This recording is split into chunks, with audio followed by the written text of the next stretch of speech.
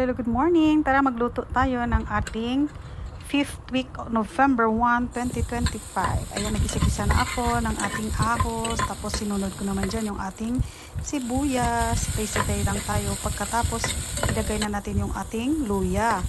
Sangkot natin yan dyan. Ayan. Hanggang sa mag-iba ang color at ilagay na natin yung chicken. Ako lang man isa magkain yan. Kaya ang balida, hindi man magkaon. Okay, wala na sa mga gulay-gulay, pure chicken. Pagkatapos, ibutang na natin ang gizzard. Wow, do ginalaway na ako Gisa-gisa lang gyapon. Hasta matapos mo na gisa. Iara kami sang garam masala. Gibutangan ko lang sang half teaspoon.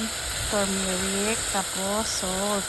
Pagkatapos, may ara kami freshly nga pinuga nga gata ang ika-second. Yan nga niyok sang gata ang gibutang ko dira. Tapos, ipa-boil lang na siya. Pagtakpan, nasa maluto ang chicken, gizzard, nag-add naman ako sang atay. Para maluto ang atay, giulihi lang na siya. Kay dali lang na maluto ang aton nga atay. Ara gibutang ko lang atay dara, kaging mix na sa gata. Hasta nga naluto siya, gibutang ko naman ang aton nga pinaka-first nga puga sang fresh nga gata halin sa farm. Nagbutang-butang sang sili and charan. Ayan na yung ating OMAD, first meal of the day.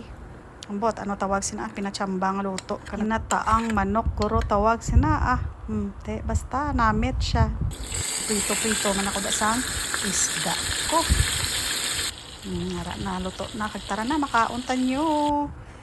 Sukad na ang madzam naton. Sang iya nga chicken pachamba. Kulang isa magkaon dara. Yawan man ko ubos kaya big makaon ng madam ko ay ambot na lang gid solo ko na lang kaon da ang akon nga chicken with fresh gata. Yan, let's pray. Kaon ta nyo.